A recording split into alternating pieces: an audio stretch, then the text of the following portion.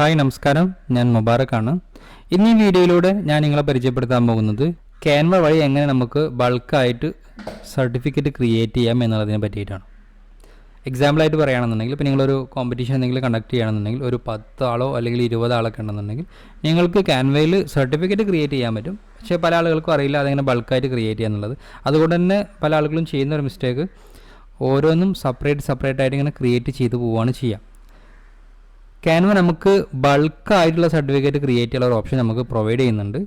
അത് എങ്ങനെയാണ് യൂസ് ചെയ്യാം എന്നുള്ളതാണ് ഇന്ന് ഈ വീഡിയോയിലൂടെ നോക്കാൻ പോകുന്നത്. അതിന് മുമ്പ് ഒരു കാര്യം ശ്രദ്ധിക്കണം, ഈ ഒരു ഓപ്ഷൻ നിങ്ങൾ ക്യാൻവ സബ്സ്ക്രിപ്ഷൻ എടുത്തിട്ടുണ്ടെങ്കിൽ മാത്രമാണ് നിങ്ങൾക്ക് ഈ ഒരു ഓപ്ഷൻ ലഭിക്കുക. അപ്പോൾ എങ്ങനെ നമുക്ക് ബൾക്കായിട്ട് സർട്ടിഫിക്കറ്റ് ക്രിയേറ്റ് ചെയ്യാം എന്നുള്ളത് നോക്കാം.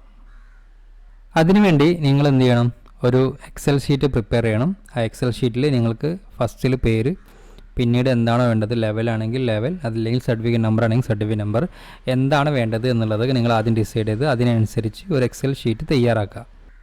എന്നിട്ട് ആ ഒരു എക്സൽ ഷീറ്റ് നിങ്ങൾ സേവ് ചെയ്യേണ്ടത് CSV ഫയലായിട്ടാണ് സേവ് ചെയ്യേണ്ടത്.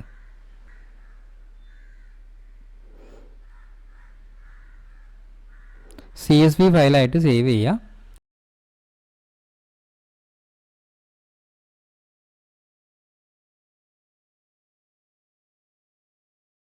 എന്നിട്ട്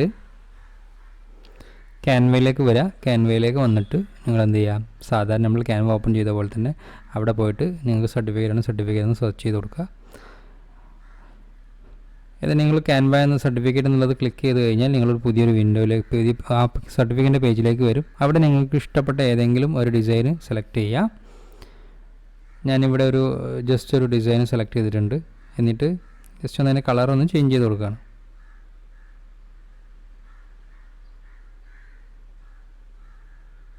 ഞാനത് ചെറിയൊരു എഡിറ്റിംഗ് വരുത്തിയിട്ടുണ്ട്. അതേപോലെ തന്നെ ഒരു ലോഗോ ആഡ് ചെയ്തിട്ടുണ്ട്. ഈ ലോഗോൻ്റെ ബാക്ക്ഗ്രൗണ്ട് റിമൂവ് ചെയ്യണമെന്നുണ്ടെങ്കിൽ നമ്മൾ ക്യാൻവ സബ്സ്ക്രിപ്ഷൻ എടുത്തിട്ടുണ്ടെങ്കിൽ അതിൽ തന്നെ എന്ത് ചെയ്യാൻ പറ്റും, ബാക്ക്ഗ്രൗണ്ട് റിമൂവ് ചെയ്യാനുള്ള ഓപ്ഷൻ ഉണ്ട്. ഞാൻ ജസ്റ്റ് അതൊന്ന് ക്ലിക്ക് ചെയ്തിട്ടുണ്ട്.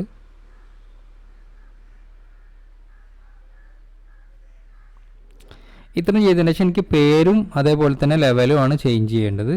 അപ്പം നമുക്ക് എന്ത് ചെയ്യുക, എങ്ങനെ നമുക്ക് ഇതിലേക്ക് ബൾക്ക് ഡാറ്റ ആഡ് ചെയ്യുക എന്നുള്ളത് നോക്കാം. അതിന് വേണ്ടിയിട്ട് നേരെ നിങ്ങൾ എന്ത് ചെയ്യുക, ആപ്സ് എന്നുള്ള ഓപ്ഷനിലേക്ക് വരിക. ആപ്സിൽ വന്നു കഴിഞ്ഞാൽ നിങ്ങൾക്ക് ഇവിടെ കാണാൻ പറ്റും ബൾക്ക് ക്രിയേറ്റ് എന്നുള്ളത്. അത് ക്ലിക്ക് ചെയ്യുക. അത് ക്ലിക്ക് ചെയ്ത് കഴിഞ്ഞാൽ ഇവിടെ അപ്ലോഡ് CSV എന്നുള്ളത് കാണാൻ പറ്റും. ഈ അപ്ലോഡ് CSVയിൽ പോയിട്ട് നിങ്ങൾ നേരത്തെ സേവ് ചെയ്ത CSV ഫയൽ എന്ത് ചെയ്യുക, അവിടെ അപ്ലോഡ് ചെയ്ത് കൊടുക്കുക. അപ്പോൾ അപ്ലോഡ് ചെയ്ത് കൊടുത്തു കഴിഞ്ഞാൽ നിങ്ങളുടെ ആ CSV ഫയലിനെ ബേസ് ചെയ്തിട്ട് ഇവിടെ നിങ്ങൾക്ക് കാണാൻ പറ്റും നെയിം ആൻഡ് ലെവൽ എന്ന് കാണുന്നുണ്ട് അല്ലേ.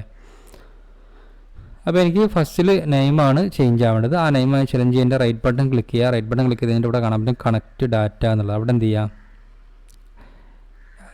നെയിം എന്നുള്ളത് സെലക്ട് ചെയ്ത് കൊടുക്കുക. പിന്നെ ലെവലാണെങ്കിൽ എവിടെയാണോ നിങ്ങൾക്ക് ചേഞ്ചസ് വരുത്തേണ്ട ഏരിയ, ഇപ്പോൾ ഉദാഹരണമായിട്ട് പറയുകയാണെങ്കിൽ ഞാനിപ്പോൾ ലെവലായതുകൊണ്ടാണ് പേരിൻ്റെ തൊട്ട് താഴെ തന്നെ വന്നിട്ടുള്ളത്.